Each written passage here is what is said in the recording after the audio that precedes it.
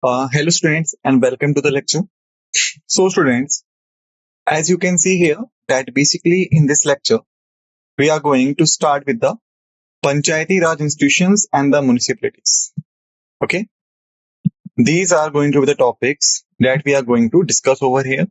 Like the first is the Panchayati Raj institutions and second one is municipalities. And this is going to be the part one. Okay. This is going to be our part one.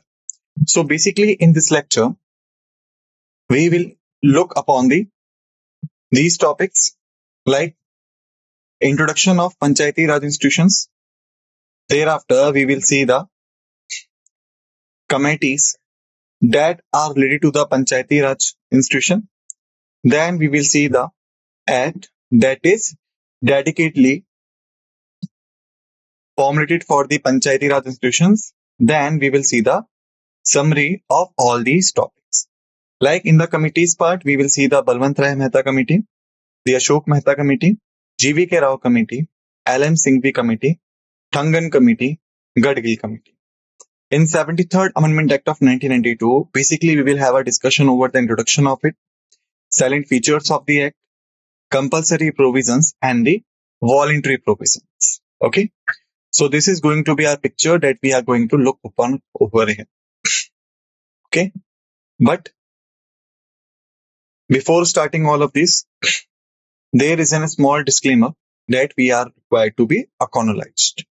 Like the images used in a slide deck are for educational purposes only. We respect the intellectual property rights of the original creators and the owners of these images. If you are the owner of any of the image used in this deck and have any concerns or issues, please contact us at sathi@iitk.ac.in and we shall remove the images. Okay. So now let's first begin the introduction.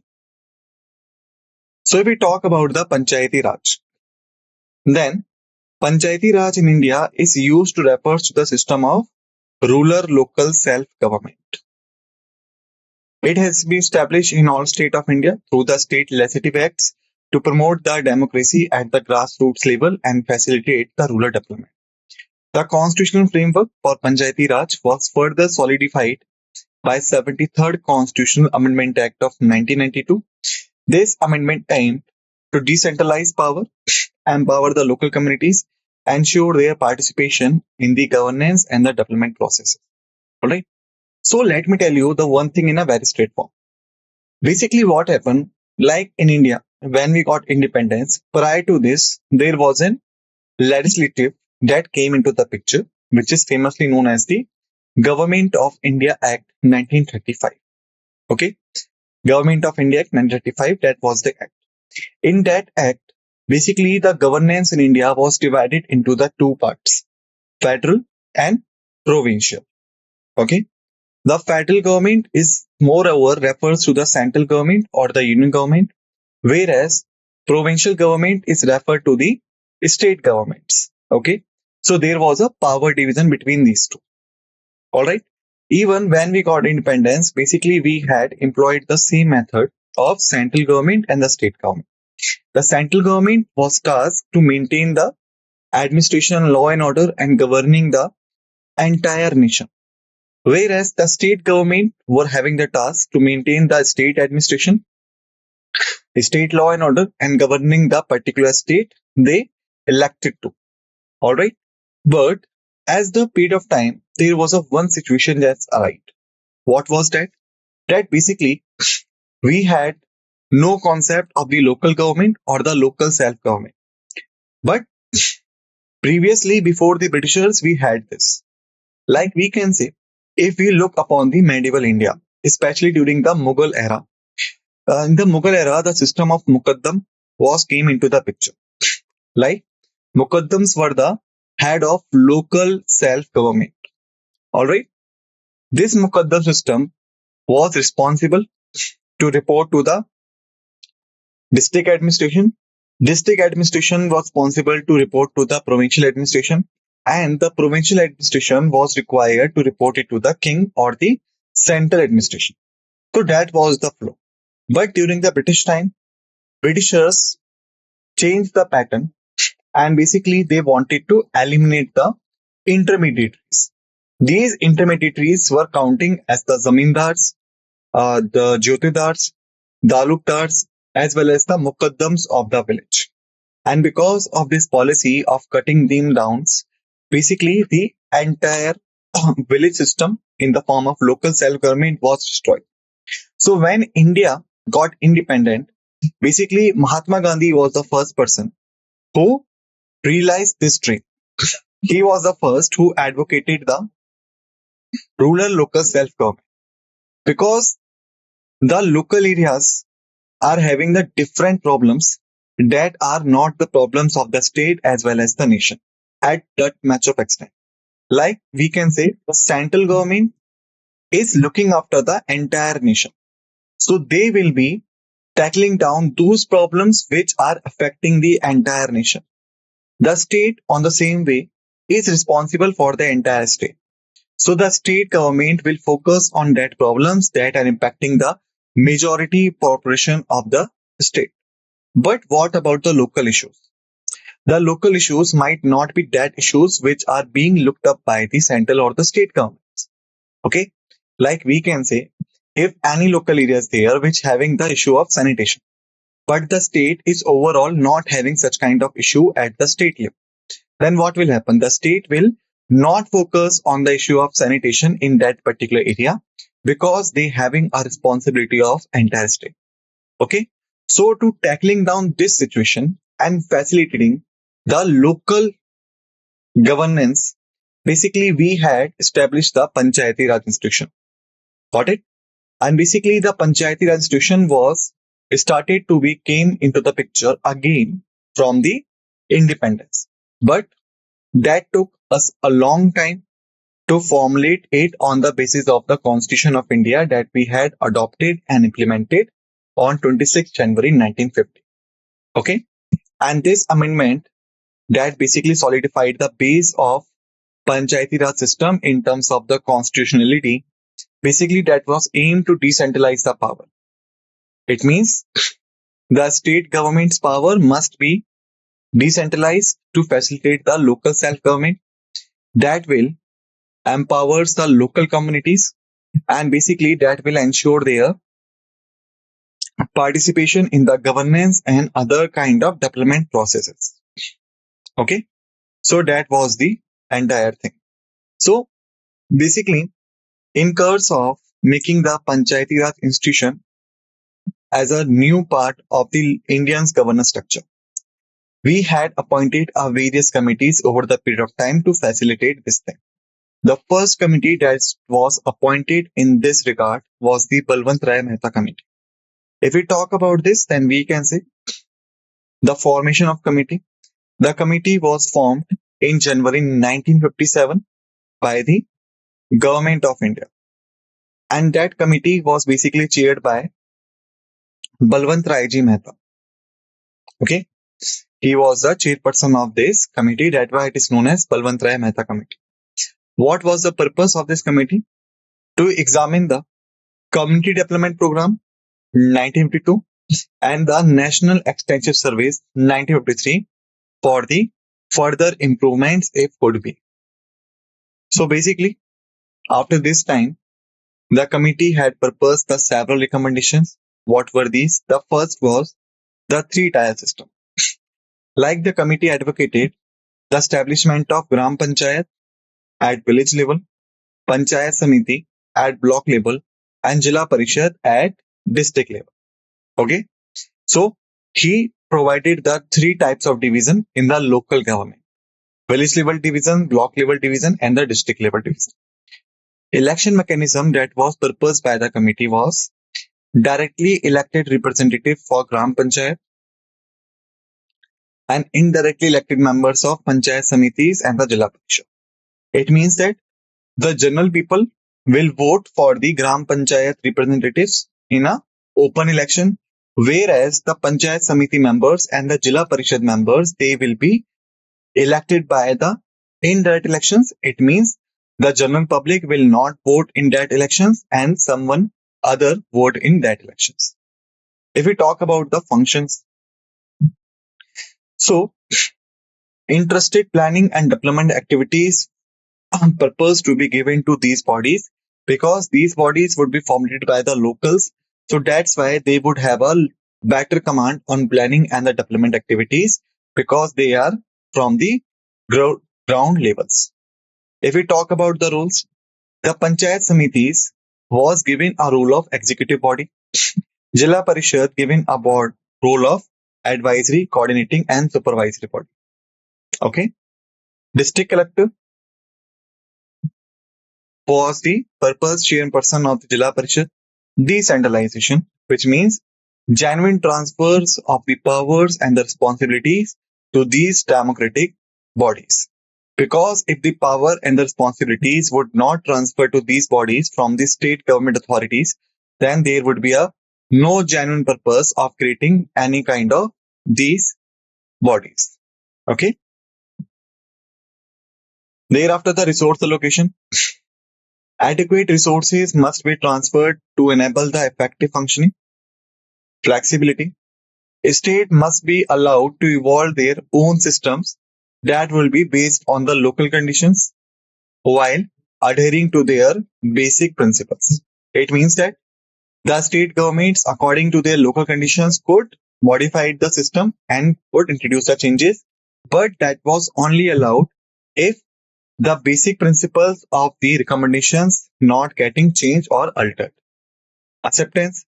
Recommendations accepted by the National Development Council in January 1958. But if we talk about the implementation, so Rajasthan was the first state to adopt the Panchayati Raj system in 1959 and followed by the other states.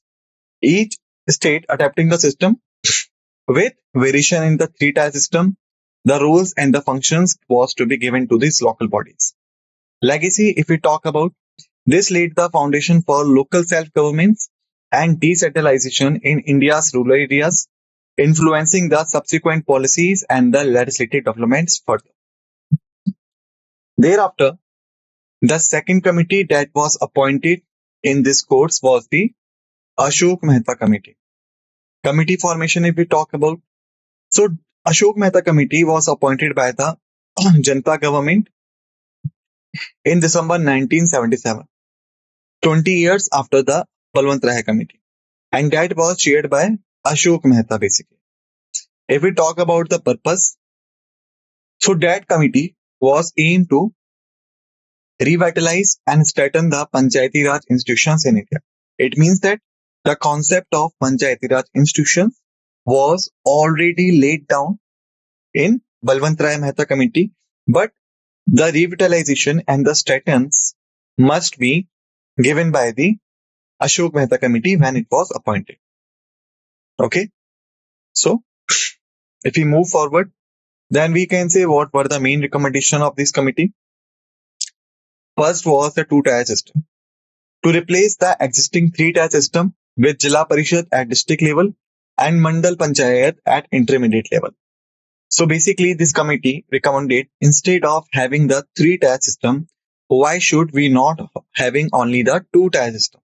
Which means Jilla Parishad would be at district level, but the block samiti and the village panchayat, these will be merged at one level that would be called as a Mandal Panchayat and that would be at intermediate level.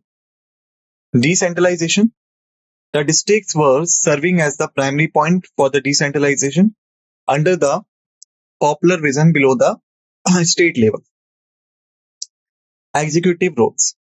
The Jilla Parishad were required to function as the executive bodies responsible for district level planning and all. Political participation. Official participation of political parties at all levels of Panchayat elections. Financial autonomy. Panchayati Raj institutions must have compulsory powers of taxation to mobilize their own financial resources.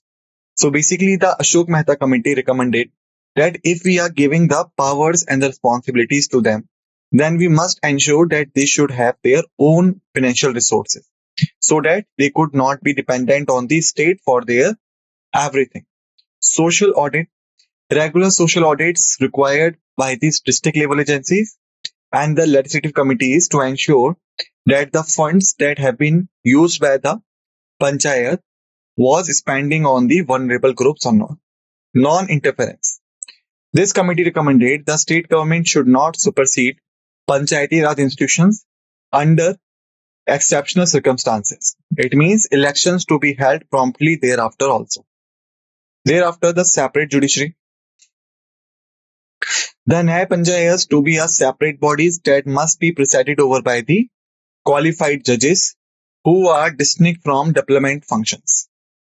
Election management.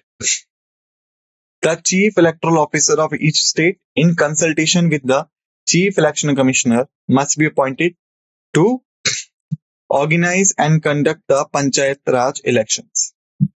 Development functions. Like the transfer of development functions to the Jilla Parishads, with all development staff working under their control and the supervision. Alright. Thereafter, this committee also recommended the role of NGOs like the voluntary agencies to play a crucial role in mobilizing the community support for Panchayati Raj, ministerial responsibilities, appointment of a minister for the Panchayati Raj in the state cabinet to oversee these institutions from a responsibility point of view. Reservation. Reservation of seats must be given for the scheduled caste and the scheduled tribes, and that will be based on their population in that particular area. Constitutional recognition. The recommendation for constitutional recognition of the Panchayati Raj institutions so that their sanctity and their continuous functioning could be ensured. Because when anything is in the constitution, then changing the thing is difficult in comparison with non-constitutional things. Okay. If we talk about implementation, while not implemented nationally due to the political changes, Karnataka, West Bengal and Andhra Pradesh adopted some reforms based on this recommendation so that they could strengthen their local governments.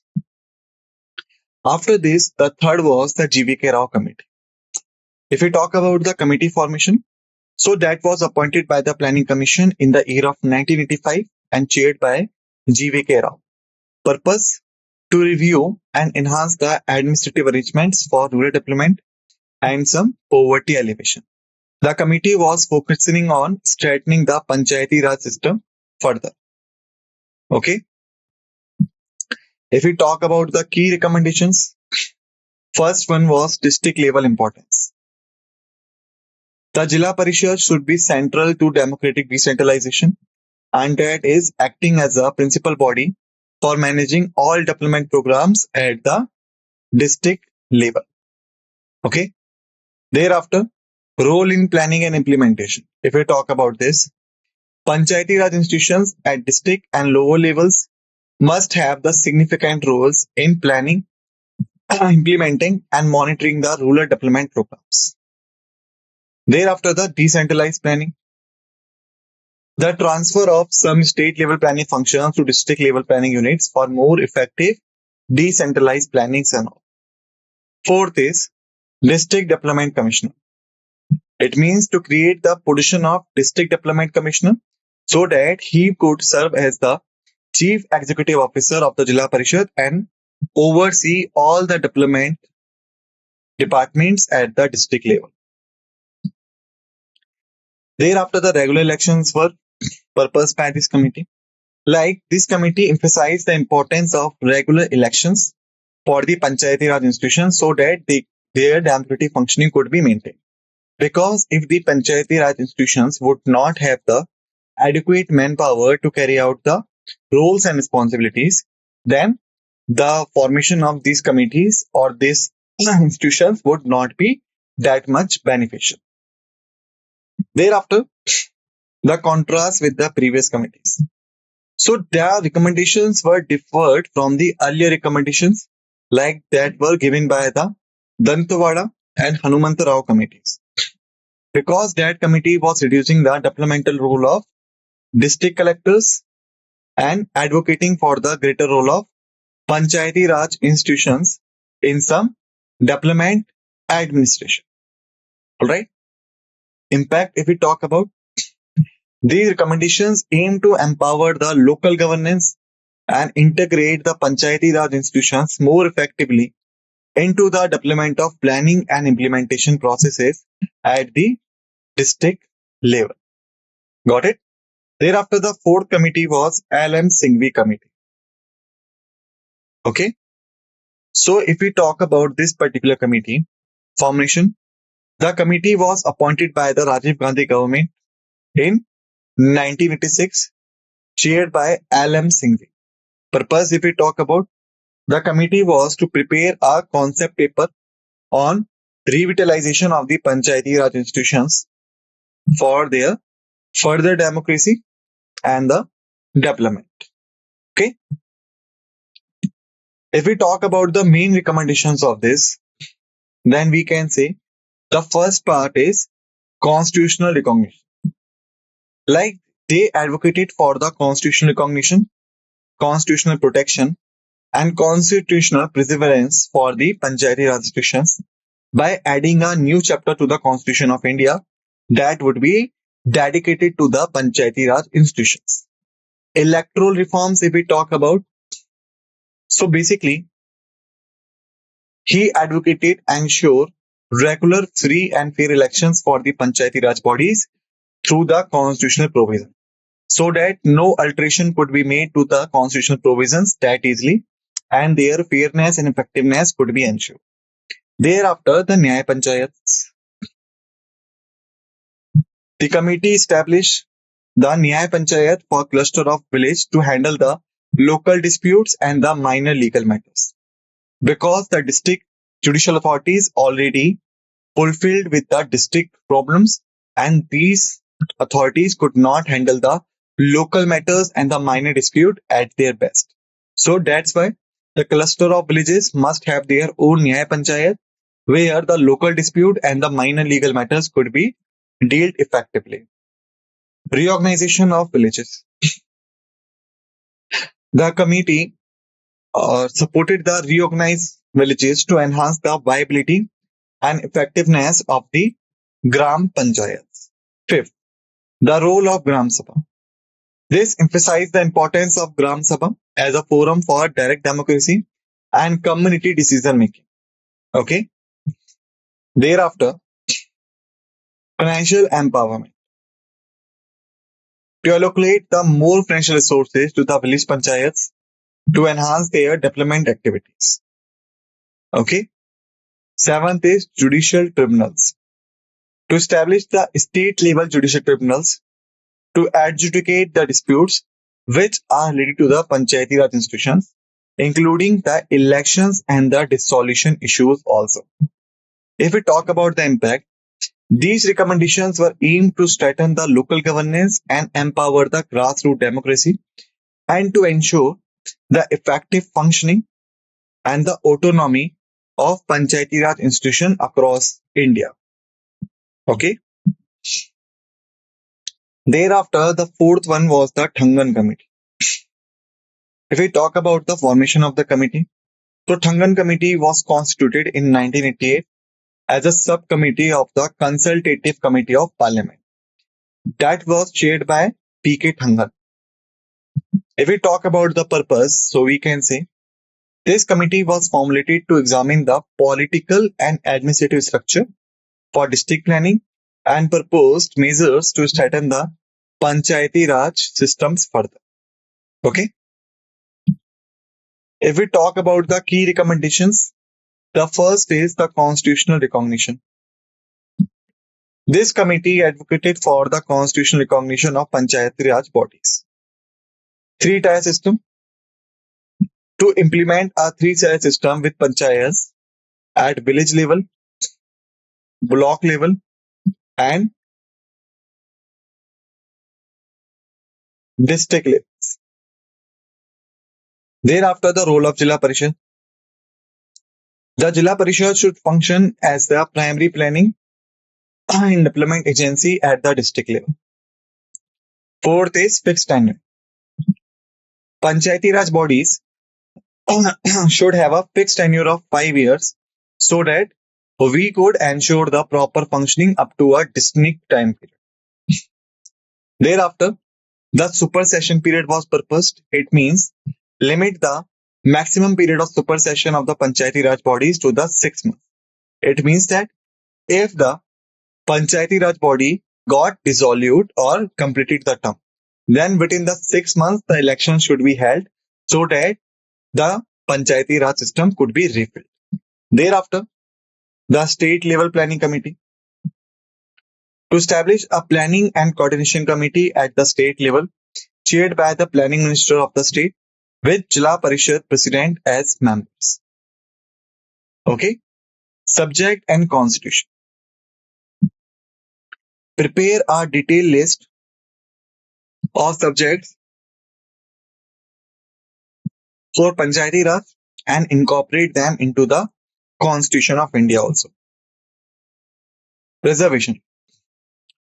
To reserve the seats in all three tiers based on population with some specific provisions for women reservation also. State Finance Commission. Set up a State Finance Commission in each state to determine the criteria and settling of guidelines for the financial devolution to the Panchayati Raj institutions. Thereafter, the Chief Executive Officer to designate the district collector as the Chief Executive Officer of the Jila Parishad so that he could oversee the administrative functions. If we talk about the impact of these recommendations aimed to empower the local self-governance, ensure the effective planning and deployment at the grassroots levels, enhance the role and authority of Panchayati Raj institutions across India. Okay. Thereafter, the Gadgil Committee. So the Gadgil Committee was appointed in the year of 1988 by the Congress Party, and that was chaired by V.N. Gadgil. And that committee was to aim to strengthen the Panchayati Raj institution. These are the recommendations. Like first is granting the constitutional status to the Panchayati Raj bodies. Second is implementing a three-tier system with direct elections at village, block and district levels. Third is fixing a 5-year term for the Panchayati Raj institutions. Fourth, reserving the seats for SC/STs and women. Fifth, empowering the Panchayati Raj bodies for socio-economic planning and taxation. Sixth is establishing the state finance and the election commissions to support their functions. These recommendations laid the foundation for constitutional amendment bill to protect and empower the Panchayati Raj institutions. So after finishing the committees, now we have to discuss the 73rd Amendment Act of 1992. So the 73rd Amendment Act of 1992 was introducing the Part 9th and the 11th schedule to the Constitution of India that was dedicated and focusing on Panchayats. It gives the constitutional status to the Panchayati Raj institutions, making them obligatory for the state governments to implement. This act divides the provisions into the two parts, compulsory and the voluntary categories, allowing the states to adapt the system as per the local conditions of the state, making a significant shift towards a participatory democracy, fulfilling the Article 40 of Directive Principles, because that was to empower the village panchayat as the unit of self-government. If we talk about the salient features of the act, first was the Gram Sabha. Foundation of the Panchayati Raj system was the Gram Sabha, consisting of all registered voters in a village, empowered to exercise the powers as determined by the state legislature. Three-tier system.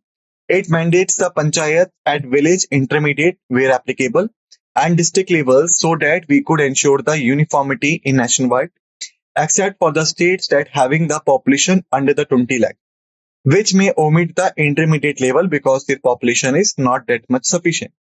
Election process. Members at all levels are directly elected by the people. Chairpersons at intermediate and district levels are elected indirectly from amongst the elected members. Election method for village level chairperson is determined by the state legislature. Reservation of seats. Requires a reservation of seats for the scheduled caste and the scheduled tribes in proportion to their population at all three levels. mandates at least one-third of seats and the chairperson position for women, including the SCs and STs. The state could also reserve seats for the backward classes, okay, if the population is there.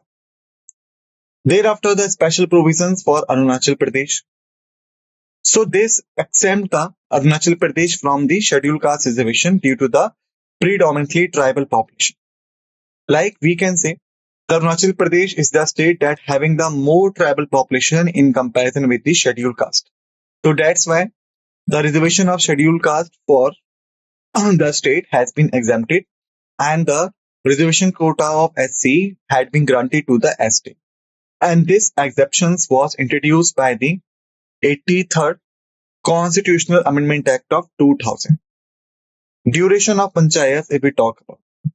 The Act sets a 5-year term for Panchayats at every level, subject to dissolution before completion of the tenure. Thereafter, we can say the election must be held to constitute a new Panchayat within the 6 months of dissolution or before the terms get expire. If a dissolved Panchayat remaining term is less than the 6 months, then no election are necessary for that period. But if it's more than the 6 months, the new fresh elections must be conducted. Disqualifications, if we talk about, the members of Panchayat are generally disqualified if they are ineligible under the state election laws or laws that are specific to the state legislature. Age disqualification does not apply if the candidate is 21 years or older than this. Even if less than 25 years, then the age disqualification is not allowed. And disqualification methods are generally decided by the authorities, which are determined by the state legislature as a whole.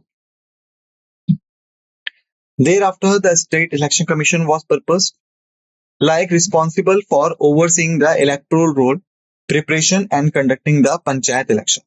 The State Election Commission comprises a commissioner that will be appointed by the governor. Like we can say, basically the elections to the key legislatures of the country, like the parliament, both Lok Sabha and Rajya Sabha, president, vice president, state legislatures. These elections will be overseen by the Election Commission of India. Basically, the state election commissions were constituted dedicatedly to looking after the elections of the Panchayat levels, okay, and the municipality levels. And the State Election Commission generally comprises a commissioner whosoever would be appointed by the governor of that particular state. The commissioner condition of services and tenure of the commissioner determined by the governor. And once the person is appointed to the office of State Election Commission, then his service conditions and the tenure could not be altered. Okay. Thereafter, if we talk about the powers and the functions, then basically the state legislatures are allowed to empower the panchayats to plan and implement the economic development and the social justice schemes. And they could handle the 29 subjects that are listed in the 11th schedule and could levy taxes, fees, and could even receive a grant senate from the state government. Okay. Thereafter, if we talk about the finances, the state government could even authorizes the panchayat so that they could levy their own taxes and even they could be assigned to the state collected revenues. They could provide the grant senate and could establish the special funds for the panchayats at the local level. A finance commission is constituted every year to review their financial status and make the recommendation. Like there are the two types of finance commissions. First is the Finance Commission of India. Second one is the Finance Commission of the state. So the Finance Commission of India is generally looking the central state financial relations, whereas the Finance Commission of the state is looking after the financial status of the Panchayati Raj institutions and the municipality within that states. If we talk about the audit of accounts, then we can say the state legislature could regulate the Panchayat financial accounts and audits. Second is application to the union territories. The provisions apply to the union territories with some modifications that are specified by the President of India. Thereafter, the exempted states and areas, if we talk about, the Act does not apply to the Nagaland, Meghalaya, Mizoram, and certain other areas like the schedule and the tribal areas. In these areas, basically, these provisions got modified under the PASA Act. The PASA Act we will look in the next part of Panchayati Raj institutions and the municipality. Here we can say there is the continuous of existing laws and panchayats. The state laws on the panchayats remain valid for 1 year after the act got commenced. It means existing panchayat continue until their terms end unless they got dissolved earlier by the state legislature. Bar to interference by the courts in the electoral methods. The courts could not interfere in the panchayat electoral matters, including the constituency delimitation and the seat allotment, except through some specified election petitions as per the state legislature provisions. So these are the compulsory provisions. The first is the Gram Sabha organization, mandatory formation of Gram Sabha in villages or group of villages. 3-tier Panchayati Raj, establishment of panchayats at village, intermediate and district level. Direct elections. Direct elections are to be conducted for all seats in village, intermediate and district level panchayat. Indirect chairperson elections. The indirect elections for the chairperson of intermediate and district level panchayat. Voting rights for both directly and indirectly elected panchayat members and the chairperson. Minimum age for contesting 21 years. Reservation of seat for SC and SCs as per their population. Reservation for women at all level at 1/3 seats. Fixed tenure of 5 years. If got dissolved or complete the term, then within 6 months the new election must be conducted. The State Election Commissioner. Establish of State Election Commission for conducting the panchayat elections. State Finance Commission to be reconstituted even after 5 years for checking the financial position. Voluntary provision. Empowerment of Gram Sabha, like optional of granting powers and function. Chairperson election method could be determined by the state legislature. Representation of village chairpersons in the district intermediate or the intermediate panchayat would be decided by the state government. Representation of intermediate chairperson in the district panchayat would be determined by the state government. Representation of legislators as per their constituencies would be decided by the state government. Backward classes reservation is optional for the state government. Autonomy of panchayat, like how much autonomy is to be granted, again the state government will decide. Devolution of powers as per the 11th schedule, the state government will decide. Financial powers like levy taxes, duties, tolls, fees, state government will decide. Assignment of state revenue like state collected taxes, duties, tolls and fees, state government will decide. Grants in aid, state government will decide. Constitution of fund, the state government will decide. So this is the summary part. Like whatever we have discussed, we have taken the introduction of the Panchayat Raj institution. We have seen the key committees and recommendations like Balwant Rai Mehta Committee, Ashok Mehta Committee, GVK Rao Committee, Alan Singhvi Committee, Thangan Committee and Gadgil Committee.